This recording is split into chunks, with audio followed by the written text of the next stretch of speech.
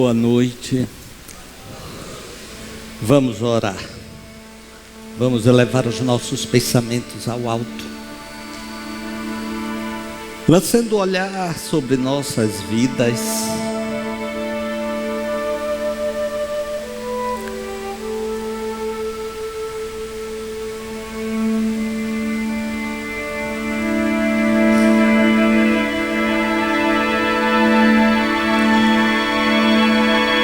Senhores Espíritos do bem, prepostos do mais alto,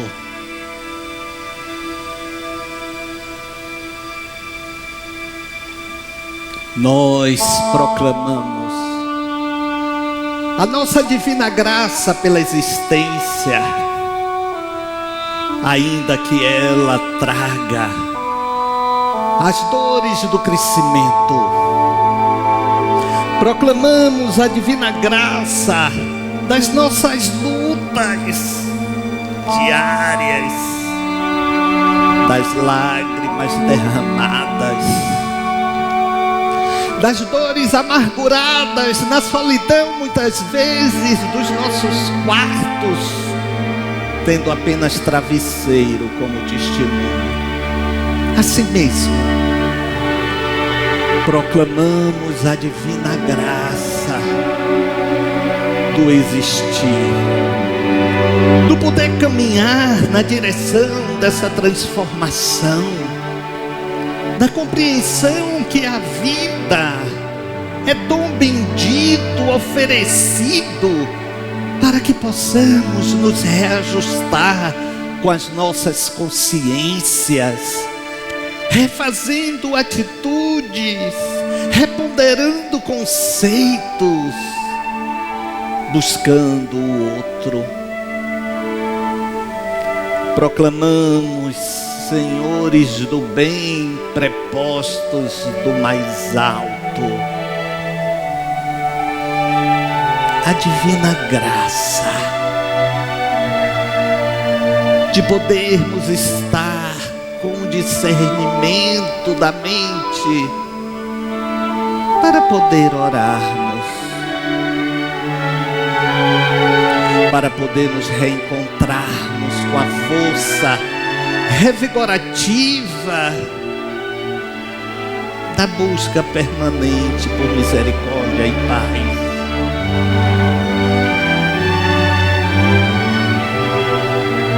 Temos as nossas dores, os nossos problemas,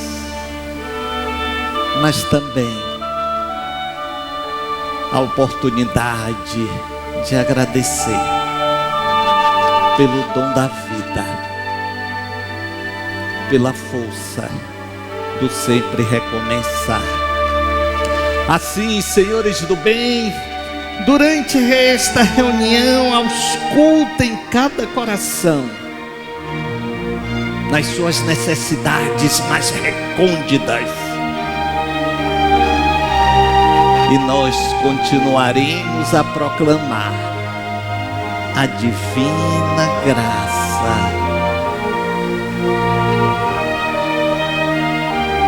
de viver.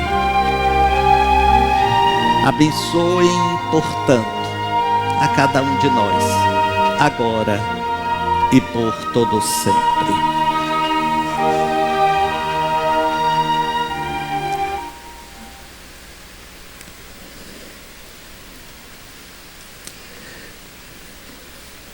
Pois é,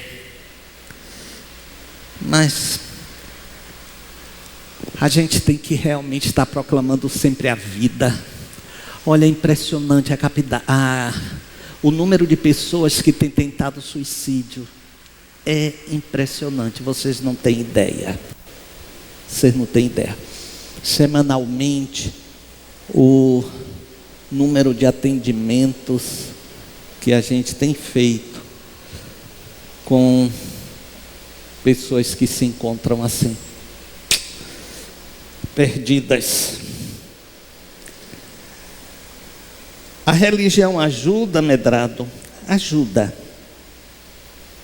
mas não é resolutiva. ela não resolve.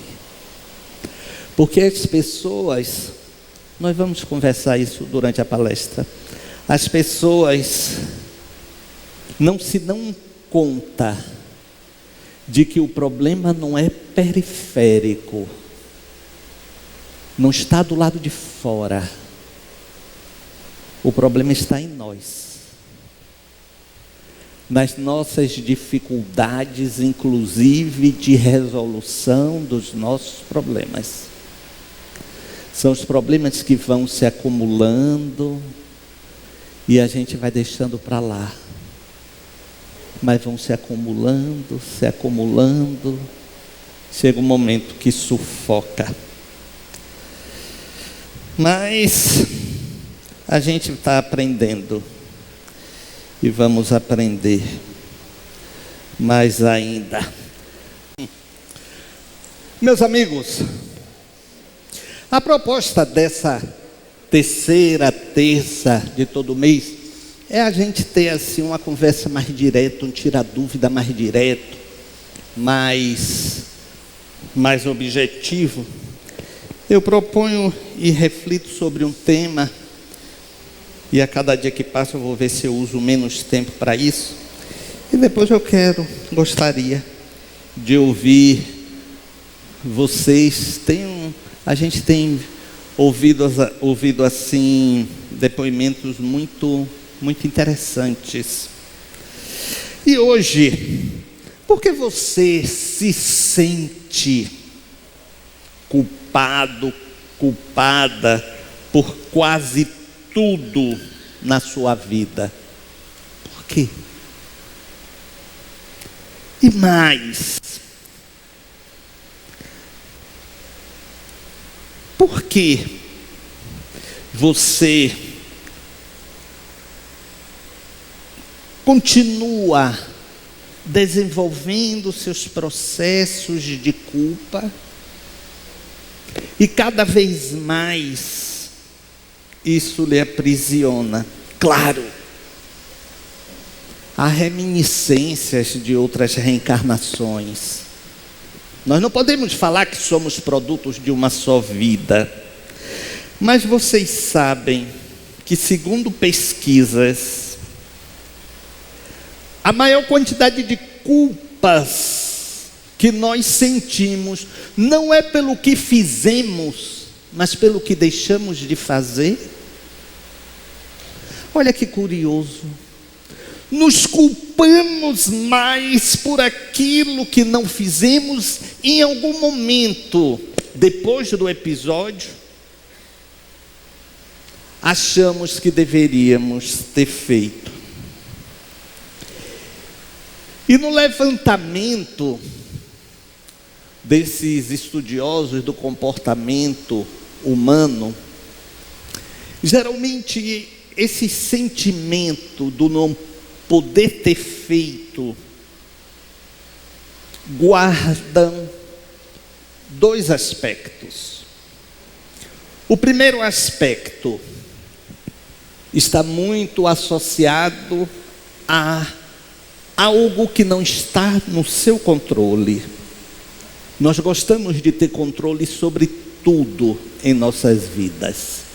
Queremos controlar tudo da nossa vida e da vida dos outros. Então, quando eu falei aqui na reunião passada, uma pessoa morre, caiu aqui. Quando uma pessoa morre porque foi a um determinado médico que prescreveu equivocadamente alguma medicação, você se culpa. Porque eu levei naquele médico, porque eu levei naquele hospital. Quer dizer, é algo que foge ao seu controle, que foge ao seu saber, e você se culpa. Existe então e muito esse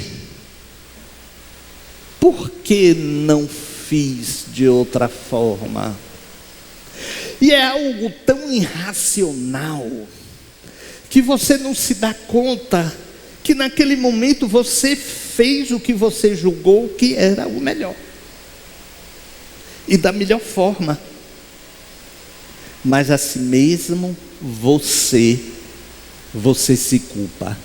Esta é a culpa subjetiva sem endereço, porque não foi algo que você fez, foi algo que você acha que deveria ter feito e não fez. Talvez aí esteja mais do que essa necessidade de controle que nós carregamos.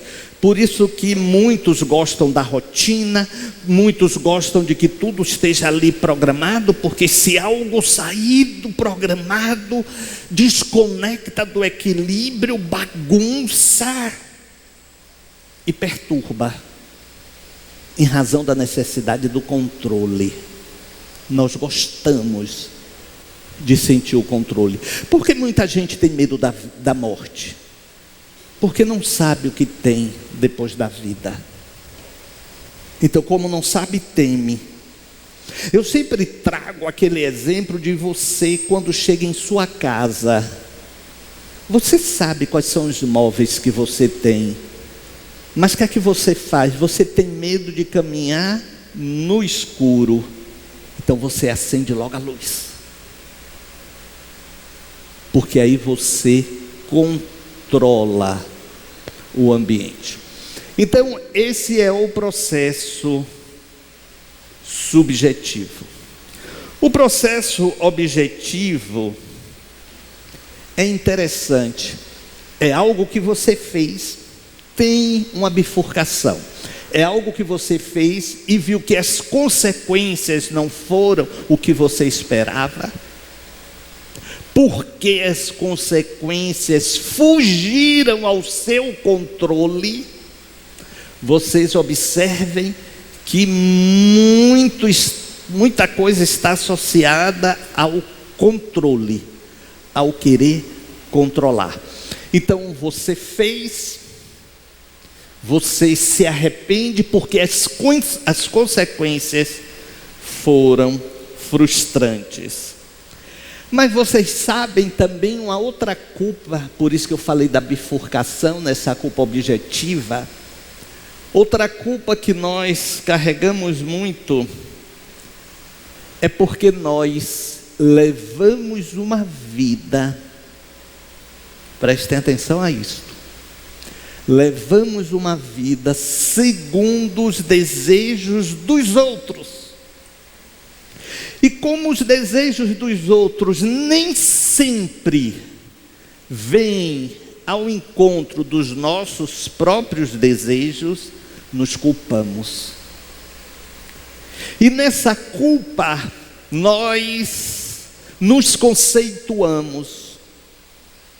Não sou um bom pai, eu não sou uma boa mãe, eu não sou um bom filho, eu não sou um bom irmão, uma boa irmã.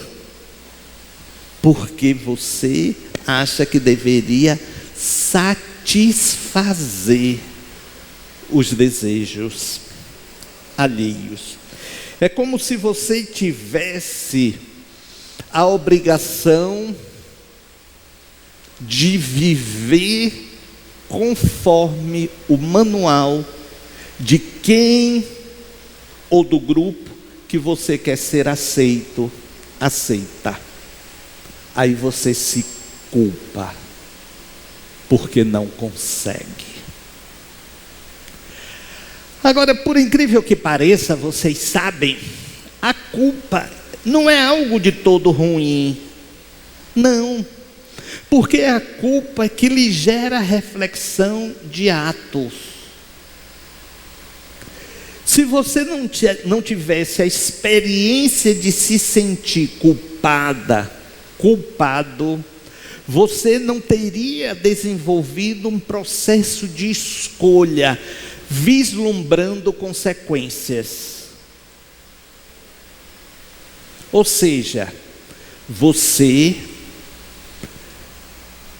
não teria dúvida em relação às suas ações,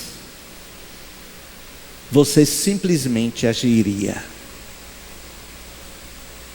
Então, este sentimento de culpa, alguém vai dizer, mas não é o medo, Medrado. Mas o medo é exatamente associado a essa ideia de consequência, pela experiência guardada de culpabilidade. E nós somos seres reencarnados. Então, como seres reencarnados, nós já trazemos as nossas culpas do passado. Só que não temos a lembrança precisa. Mas nós já trazemos. Inclusive com aqueles que nos cercam. Por isso que nos sentimos responsáveis, muitas vezes numa obrigação obsessiva de satisfação, porque quem sabe numa vida passada não demos atenção, ou exatamente estamos ali para um processo de reparação. Então, para o nosso crescimento, a culpa é importante, não o excesso dela. Porque se tivermos o excesso dela, iremos perder o controle do que seja a nossa vida em uma visão mais dilatada. E interessante é o seguinte: o excesso de culpa gera e se estabelece uma neurose. Agora, a ausência da culpa já é uma patologia. Você não ter culpa é uma patologia. Você ter culpa, não. O excesso da culpa que poderá gerar uma grave neurose. Os psicopatas não têm culpa. Então são doentes. Eles pouco se importam com as pessoas alvos das suas ações. Então a ausência de culpa não é saudável. Precisamos aprender a dosimetria desta culpa. Vocês sabem, vocês devem estar vendo aí as manifestações daquela atriz Cássia Kiss, não é? Ela ajoelhada na chuva, rezando terço. Eu estou falando sobre esse aspecto religioso, indiferente à questão política. Então ela rezando terço, ela ali, fazendo pressão em nome da religião. Aí eu fui assistir, que eu não tinha visto ainda, a entrevista dela com Leda Nagli, onde ela fala da conversão dela ao catolicismo. Aí eu estava ouvindo, mas o que me chamou a atenção foi um trecho da entrevista, quando ela diz que abortou, e ela usa a expressão, eu matei meu filho. A Leda Nagli diz, mas isso é forte. E ela reafirma, mas eu matei o meu filho, porque não foi um aborto espontâneo e sim provocado. Gente, aí eu entendi tudo. Ela como atriz consagrada, porque a culpa se associa a duas coisas. Se associa à necessidade do perdão e se associa à necessidade de punição. Não raro, numa relação afetiva, Quem trai sente a culpa e sente a necessidade da punição. Sabe como? Buscando confusão para que haja briga na relação, porque aí surge a punição moral.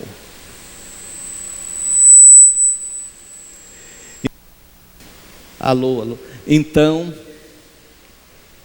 é aquela pessoa que trai. No dia que traiu, gente, de um modo geral, não vai ficar agora ligado aos seus maridos, às suas mulheres, não, viu? Nada do ser humano é 2 mais 2 igual a 4.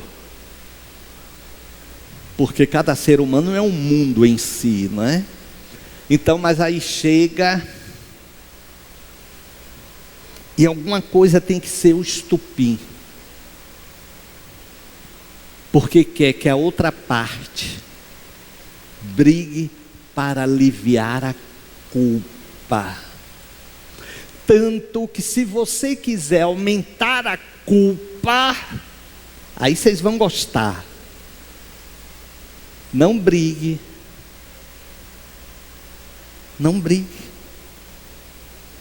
Sabe aquele dia que a pessoa chega e você fala, pô, eu não estou entendendo por que essa irritação toda? Ah, foi lá no trabalho. Pode ter sido, mas pode também não ter sido. Não é? Aí, poxa, tá vendo? Você não foi comprar, sei lá, qualquer coisa. Não foi comprar aquele queijo que eu gosto, não sei o quê. Aí qual é a sua reação? Pô, você passa e compre. Aí pronto. E custa, eu estou trabalhando. Aí pronto. Gera briga. A pessoa que traiu, de certa forma, se alivia. É possível que alguns não estejam gostando dessa minha fala, porque posso estar levantando lebre. Mas olha, são os estudos do comportamento humano que falam isso. Não sou eu, não. Não sou eu, não. Aí se você fizer o seguinte, tem razão, eu não comprei, esqueci, me desculpe. Aí é a voadora dada no pescoço. Porque a pessoa está pedindo desculpa quando a outra está merecendo ou buscando perdão. Aí que vem o segundo aspecto. A necessidade de punição e a do perdão. A necessidade do perdão já nasce subjetivamente. Aí o traidor, a traidora chega com algo inusitado em casa. Olha, amor, eu me lembrei de você. Trouxe a torta que você adora. Aí você vai estranhar. Aí você, gente, não é meu aniversário, né? Olha, eu não posso fazer um dengo na pessoa que eu mais amo. Aí pronto, aí já ganhou, sabe? O perdão não foi pedido, mas a recompensa foi dada. Gente, olha, é fato que o ser humano, cada ser humano é em si um mundo de complexidade, não é? Porque nós não somos apenas produtos desta vida, mas de outras existências. E carregamos tudo isso conosco. Então, nós vamos estar interagindo com as situações da vida de acordo com o que vivenciamos, lógico, na atual e em vidas passadas. Eu sempre digo o seguinte, quase toda semana eu digo, eu não consigo entender pessoas que não focam em políticas de benefício às pessoas carentes, pobres. Eu entendo na teoria, porque nunca passaram fome. Quem já passou ou sente dificuldade sabe o que é. Então vai querer fazer um trabalho voluntário nessa direção, pressionar governos por políticas públicas nessa direção. Então, nós reagimos muito de acordo com o que sofremos. Eu estava vendo a última temporada da série Crown, né? Crown, a coroa, né? Da rainha. Aí tinha um casal que se separou, teve um casal que estava em crise porque a filha morreu. E o Philips, marido da rainha, virou para a moça, a mãe, e disse: por que você não funda uma instituição de auxílio a crianças com câncer? E eu estava vendo e confirmando, é sempre assim, ou de um modo geral é assim. Nós buscamos aquilo que passamos. Então vocês vão ver essas grandes ONGs, muitas delas, talvez a maioria, fundadas por alguém que passou por aquilo. Fundação de amparo a crianças com câncer. Você vai ver, tem uma história de perda de criança com câncer. Fundação de amparo a estudos do câncer de pâncreas. Aquela pessoa teve ou teve alguém. Então é sempre assim. Então nós ressonamos ou ressoamos aquilo que passamos. Então o ser humano é assim. E não podemos dizer que o reagir vai ser sempre da mesma forma. Por isso que aqui na Cidade da Luz, eu bato muito na tecla e me bato muito nas instituições. Cada um conduz sua instituição como acha que deve. Mas eu combato muito na minha prática aqui na Cidade da Luz, a vender a ilusão de que você pode ter a sua vida resolvida por conta de uma desobsessão, por conta de um trabalho diferenciado. Não vai ter. Por aí afora vão lhe oferecer essa ilusão: olha, vem aqui que a gente vai abrir seus caminhos, você vai arranjar o seu marido, você vai arranjar seu emprego. Não funciona. Isto é mistificação. Vocês sabem por quê? Porque isso é tomar um Tilenol para dor de cabeça quando você está com infecção que precisa de um antibiótico. Então é apenas o cuidado superficial de algo que está dentro de você. Então a nossa proposta é fazer você mergulhar desconfortavelmente em você, porque é desconforto a gente encarar o que somos, sobretudo aquilo que Jung chamou de sombra. A nossa sombra é muito difícil, mas é resolutivo. É o que vai resolver. É o que vai resolver. É você estar ali, ó. Por quê? Por que eu estou nesta situação? É o que a gente sempre se pergunta. Mas talvez tenhamos que nos perguntar: para quê? Para quê? Qual o objetivo disto? Aí vamos no centro da culpa, muitas vezes, do que fizemos, e precisamos refazer a nossa paz, porque o que foi feito, já foi. Já foi.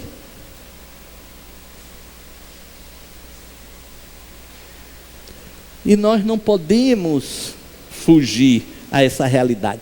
Espírito nenhum vai dar jeito na sua vida. Vai lhe dar apoio, lhe jogar luz em forma de apaziguamento, mas a resolução não vai. Se fosse assim, hein? esses jogadores aí de carta, de tudo ganharia na Mega Sena, toda semana, toda semana.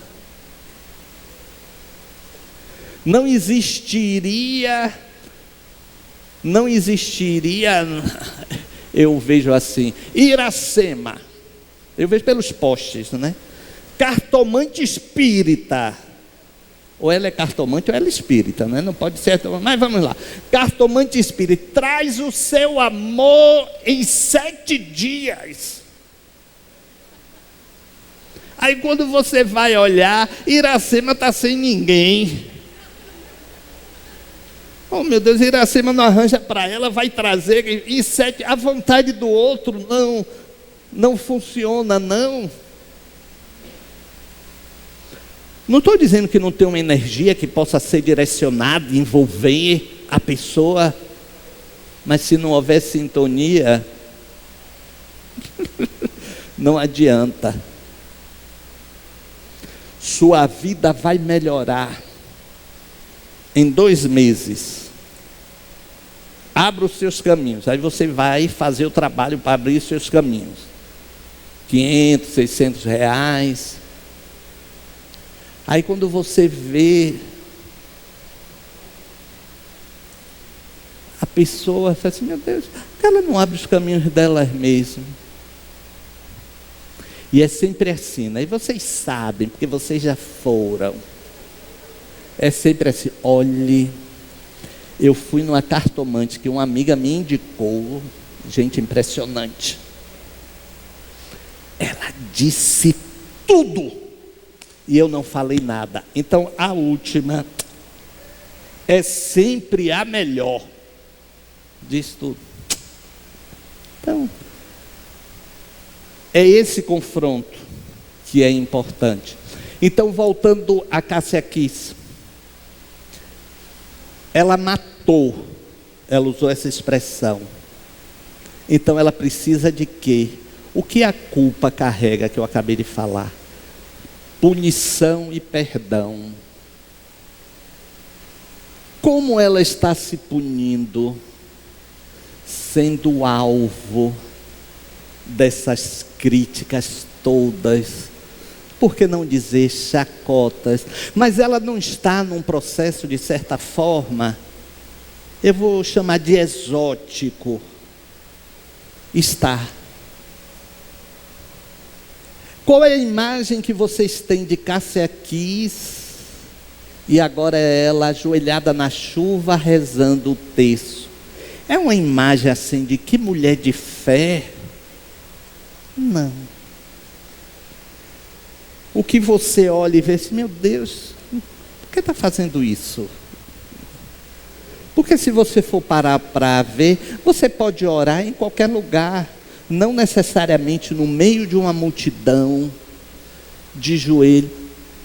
Para um artista que vive da vaidade e do reconhecimento, e de repente essa artista se vê em críticas, muitas até perversas, isso machuca.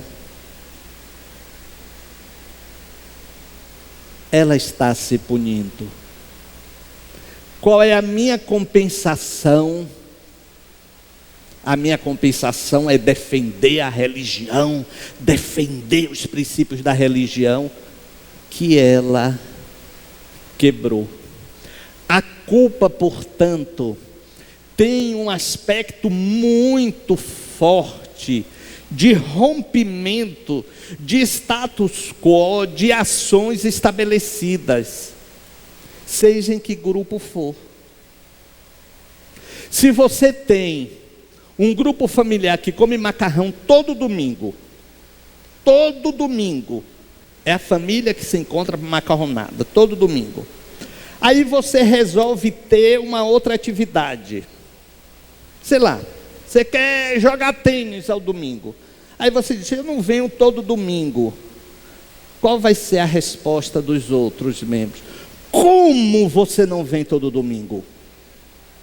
E a família? A família deve vir em primeiro lugar.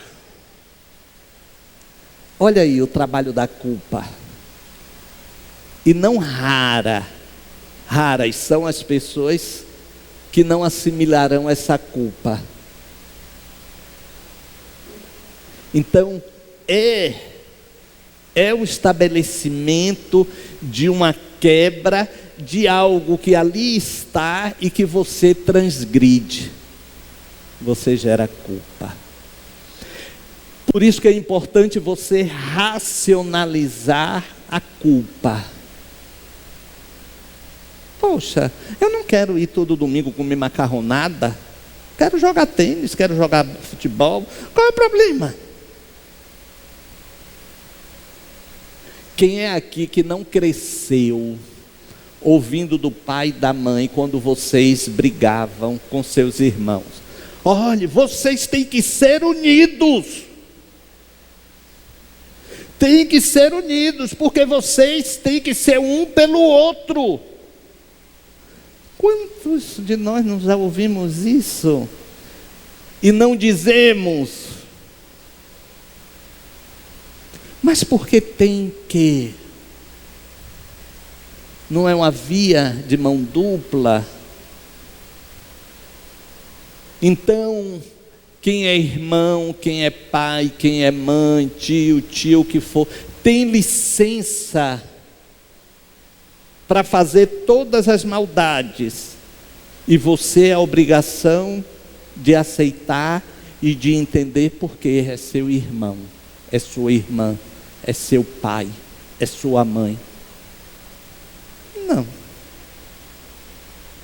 Mas quando você quebra, se você não estiver arrumado, a culpa se estabelece.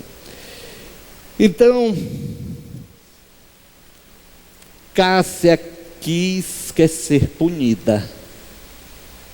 E ela está sendo, pelas redes sociais, pelos ataques que tem recebido, não é? Pelas agressões. Nós entendemos, mas não temos o direito, não é? De estar atacando ninguém por aquilo que faz. Não está sendo ilegal. Qual é o problema? Mas quando atacamos, também já estamos projetando a nossa sombra. Já estamos querendo ali extravasar o que não está organizado. E estamos vivendo momentos onde as pessoas estão querendo que nós as ataquemos, e vice-versa, de toda forma. Porque querem extravasar as suas próprias questões de vida, sejam elas quais forem. Então, as pessoas estão vivendo como se estivessem cantando. Me dê motivo para eu extravasar.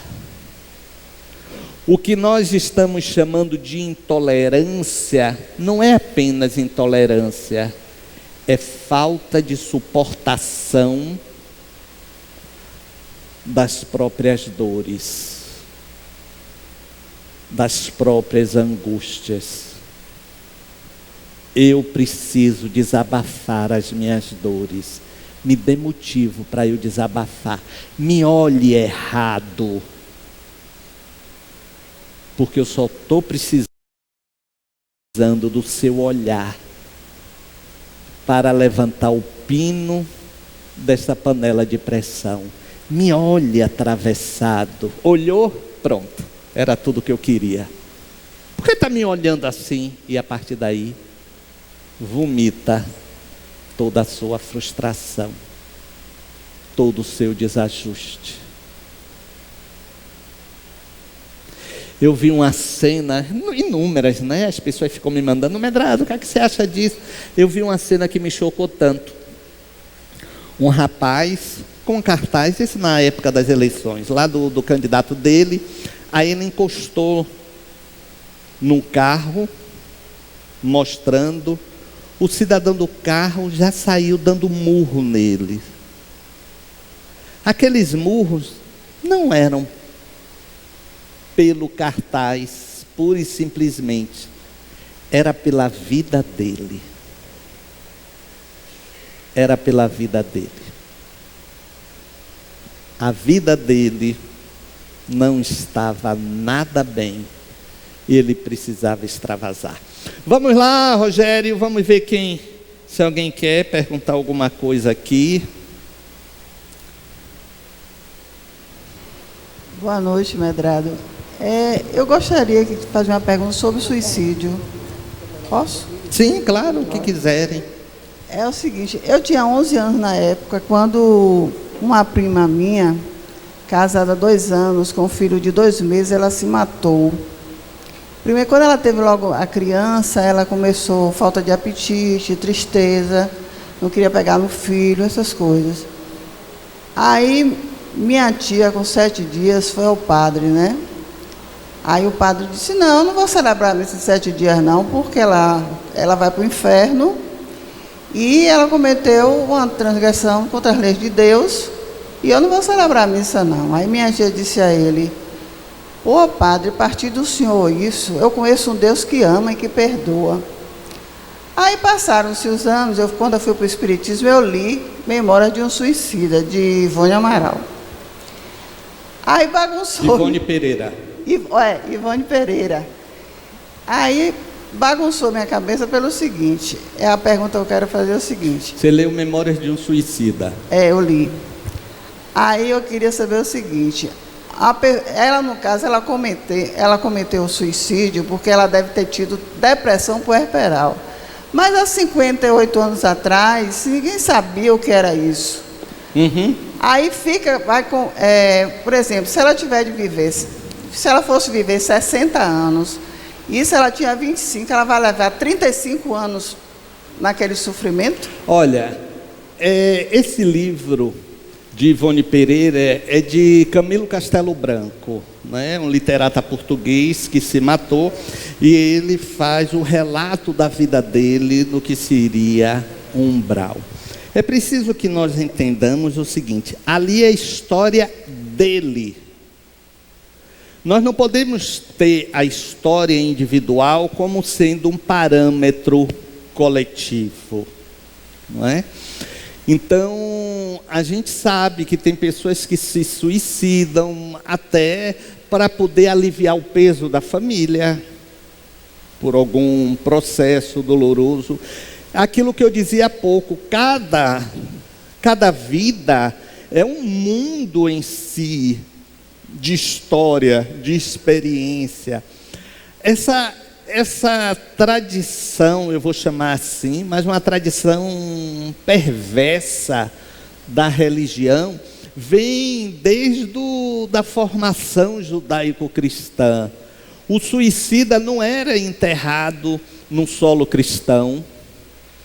O suicida não tinha, como se fazia, não se encomendava, não é? O corpo, não se tinha missa, nem de 7º dia, nem de ano, de nada. Então a gente percebe a crueldade dessa vivência cristã. Estamos vendo hoje também aí, pessoas se dizendo cristãs e sendo a favor da pena de morte, dizendo que bandido bom é bandido morto. Gente, pelo amor de Deus, não é? Então, cristianismo não é isso. O que é cristianismo? Amar a Deus sobre todas as coisas e ao próximo como a si mesmo. Aí tens, palavra de Jesus, todas as leis e os profetas. Então, o Espiritismo é cristão, consequentemente, acolhe, não julga, não discrimina, não rechaça, não segrega e oferece compreensão através dos seus postulados. Então, lamentável. O que acontece? As pessoas ficam ligadas por esse raciocínio. Eu lhe diria o seguinte: uma pessoa vem com uma carga de fluido vital para 70 anos. Com 40 anos ela é atropelada e morre. Então ela vai ficar 20 anos. É a mesma situação. E o atropelamento não foi algo que estava no destino, foi o livre-arbítrio da pessoa. Foi o livre-arbítrio da pessoa, não é? Então, a gente vê que não funciona dessa forma. E esse livro, eu inclusive, sempre digo o seguinte, olha, como forma de aludir, mas ele é uma carga, viu? Ele é uma carga, porque realmente passa assim aquela ideia de sofrimento quase que eterno, do inferno, de não sei o quê. Aqui, ó. Espera aí, vamos lhe dar o microfone, porque senão eu não ouço. Obrigada pela oportunidade. Vai até me ajudar no meu processo de desbloqueio, muito na minha vida.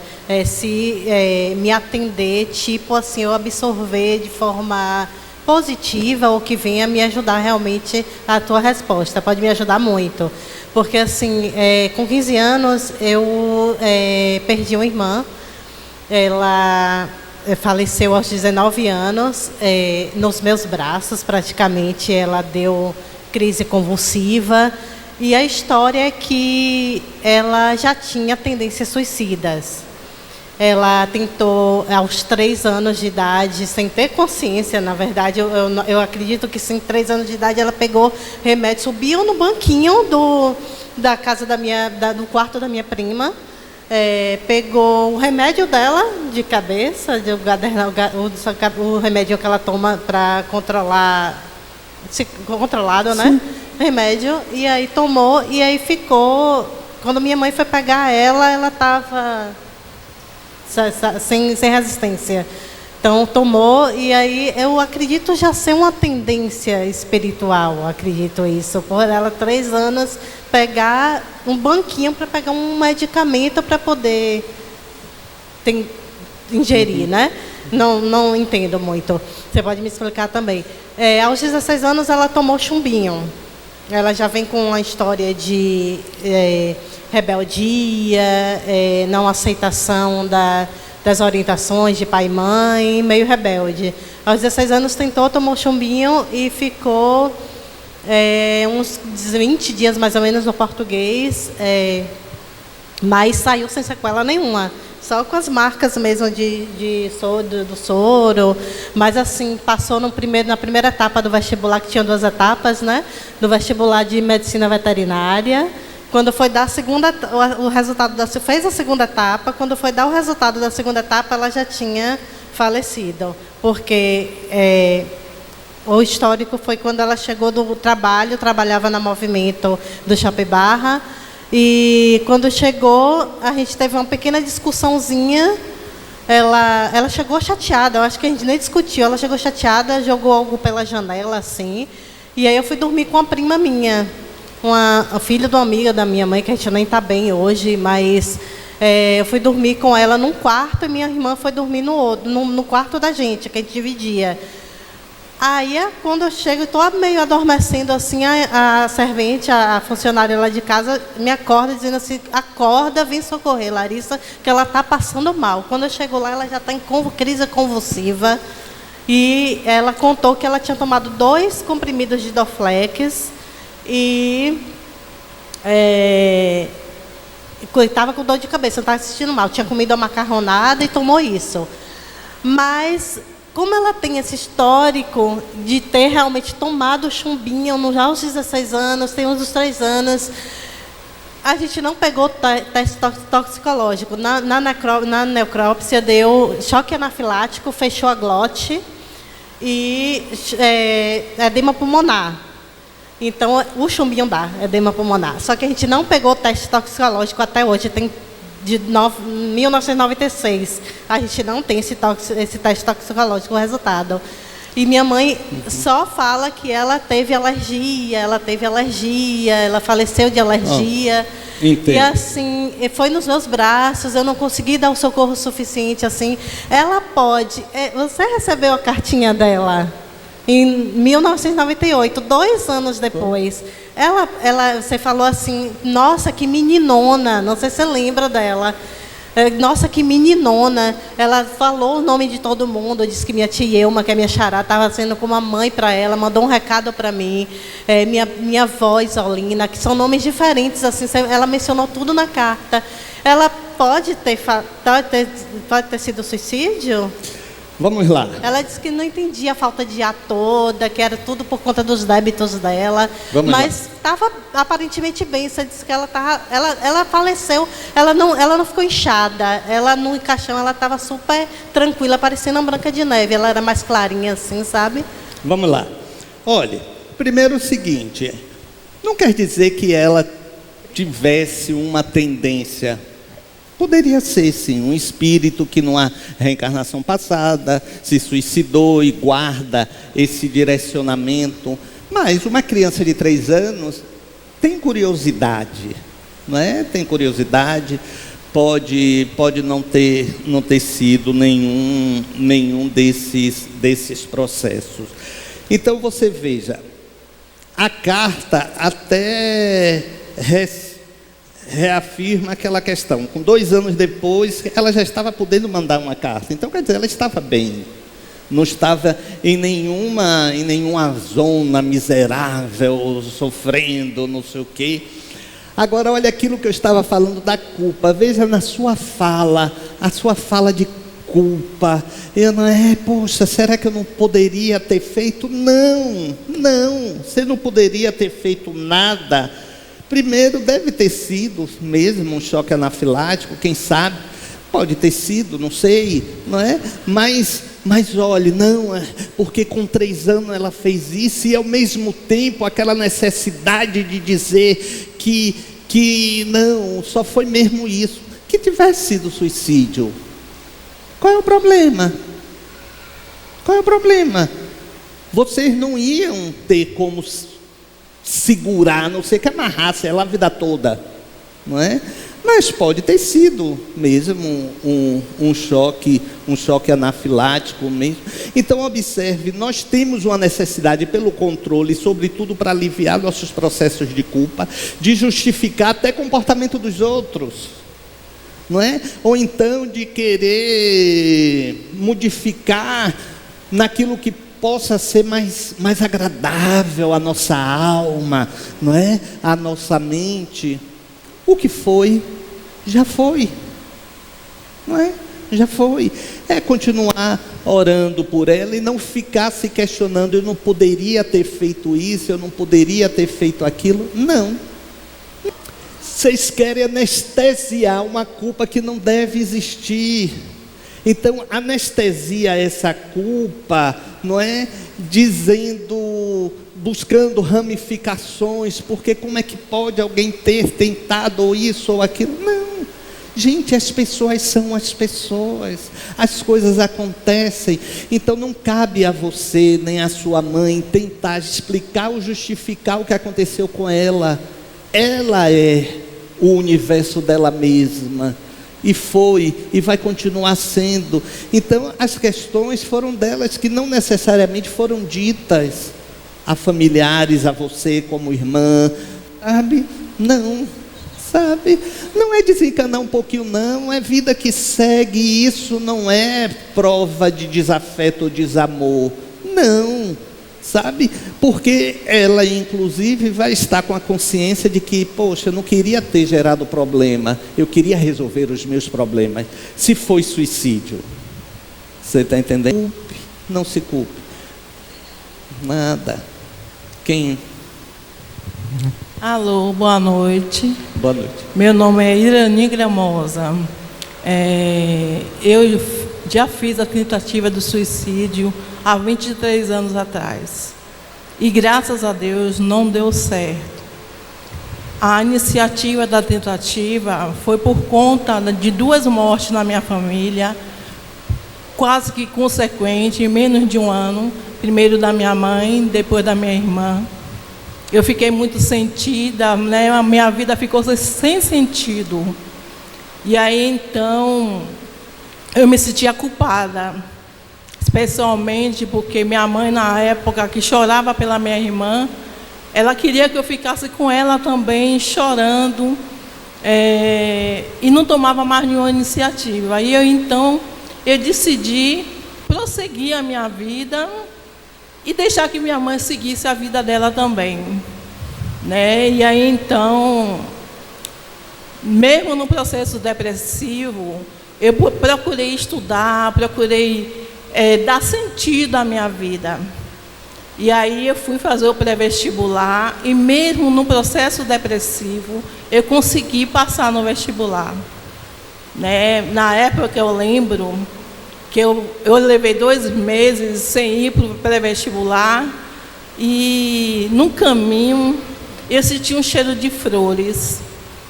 E ali eu percebi que minha mãe estava presente dizendo prossiga, né? E eu hoje digo para as pessoas que pensam ou tentam o suicídio, que pensem 2 vezes, né? Eu prossegui, hoje eu tenho 2 trabalhos, eu tenho a minha casa, eu continuo com a minha família, eu olho para trás e digo para mim mesmo, que bom que eu não consegui, né? E que hoje eu declaro o seguinte: eu busquei 3 aspectos. Eu busquei o atendimento religioso, acompanhar a minha religiosidade. Eu procurei o psiquiatra, porque tinha uma substância que estava faltando no meu cérebro, né? E aí eu procurei o psiquiatra e procurei também a psicoterapia. Essas 3 vertentes foi o que me segurou por muitos anos. A minha depressão foi caracterizada como uma depressão recorrente. Ou seja, se eu não tomasse a iniciativa, o autocuidado permanentemente, eu poderia novamente cair no mesmo erro. Então, assim, as pessoas que pensam, ou pessoa que tem na família, que não é uma tristeza comum, é uma tristeza recorrente que está ali a todo tempo. E eu lembro que resolvi tomar a minha decisão de procurar ajuda quando, frente ao meu apartamento, cantou o seguinte: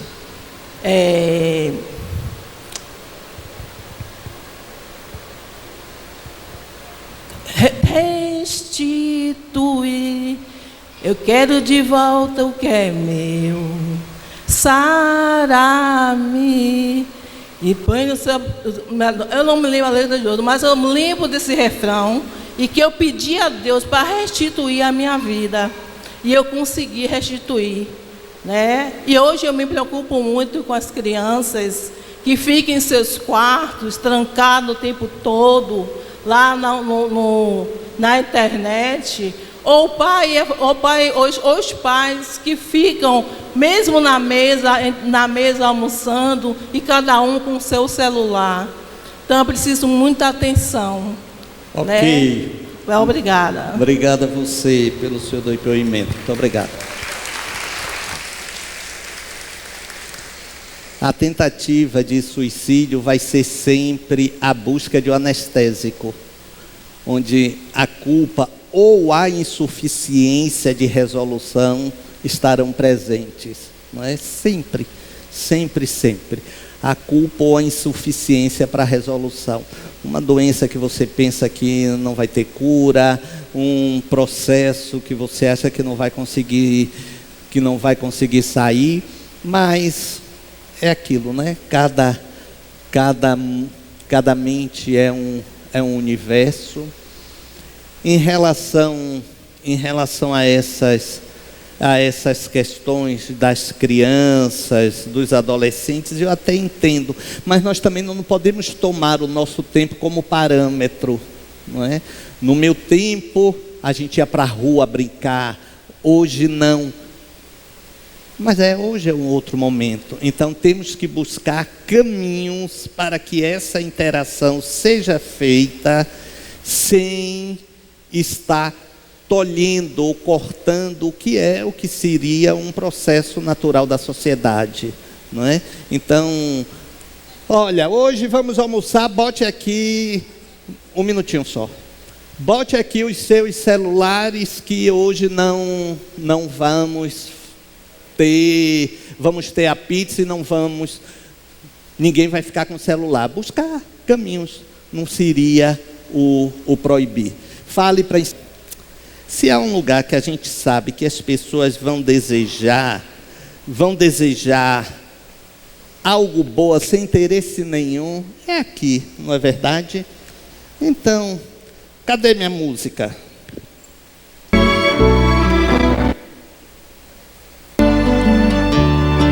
Eu te desejo vida, Deseja aí vida, longa Te vida desejo para alguém a que está do seu sorte de lado. tudo Pode ir que já é apagando bom. aqui a luz. De toda alegria ter a companhia, colorindo a estrada gente, em tudo seu passa. mais belo tom. Eu te Eu te desejo. desejo a chuva na varanda, molhando a roseira pra desabrochar, e dias de sol pra fazer os teus planos, nas coisas mais simples que se imaginar.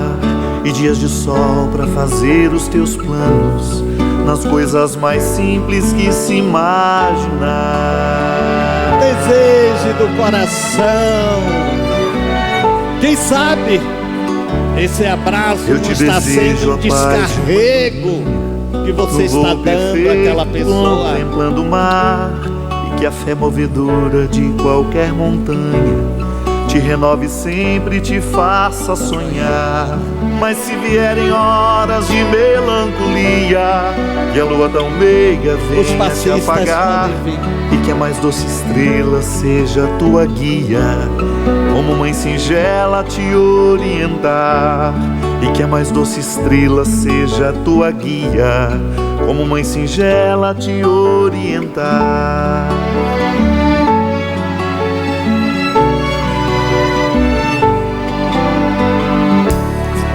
Eu te desejo mais que 1000 amigos, a poesia que todo poeta esperou, coração de menino cheio de esperança, voz de pai amigo e olhar de avô. Eu te desejo a chuva na varanda, molhando a roseira pra desabrochar, e dias...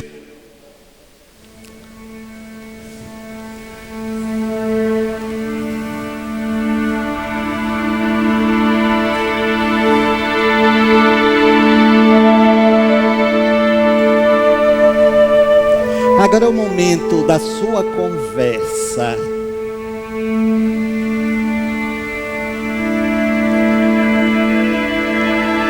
Do pedido de luz sobre suas culpas.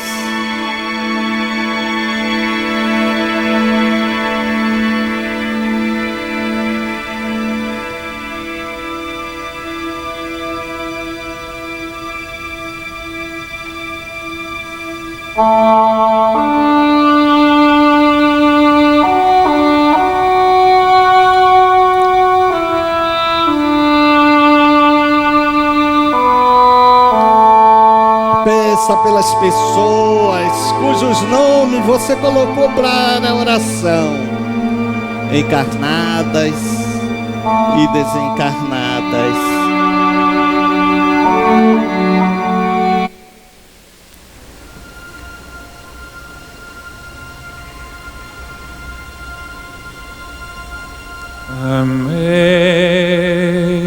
Amazing grace,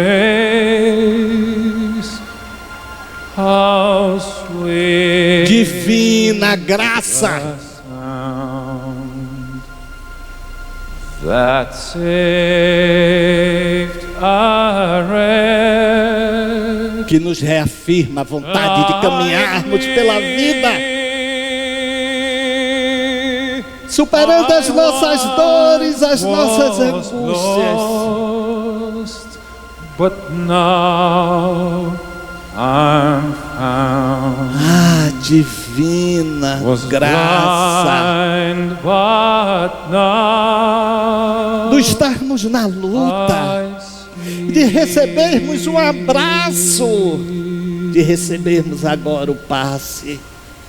'Twas grace that taught Ah, my senhores, espíritos do bem, fear, é a graça da vida, raised my na compreensão que nada é perene, se sabemos que a paz não é, a dor também não será. Mas a paz, é essa nós buscamos nas resoluções das nossas lutas internas de compreensão do que somos. Agradecemos aos passistas. Cada um agora de nós, lembre-se de algo na vida que é uma graça divina, que por isso vale a pena dizer muito obrigado, muito obrigada. Se não podemos estar na melhor posição evolutiva de bem-estar, vamos tentando da melhor maneira possível, como pudermos.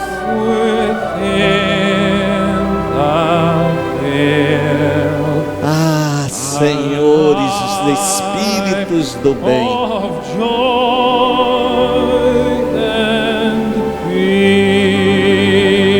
só agradecemos.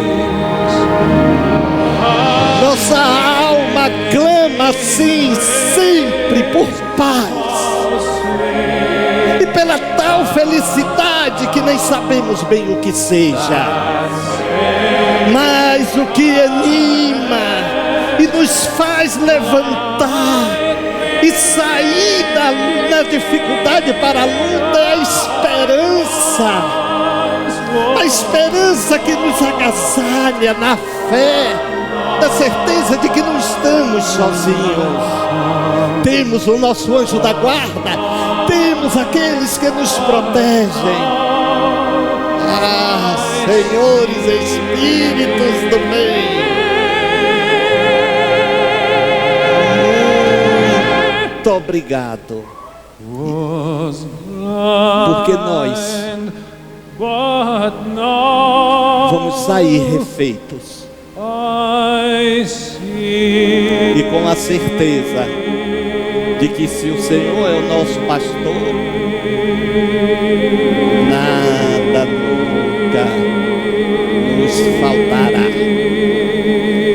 Vão em paz, e viver vale sempre a pena.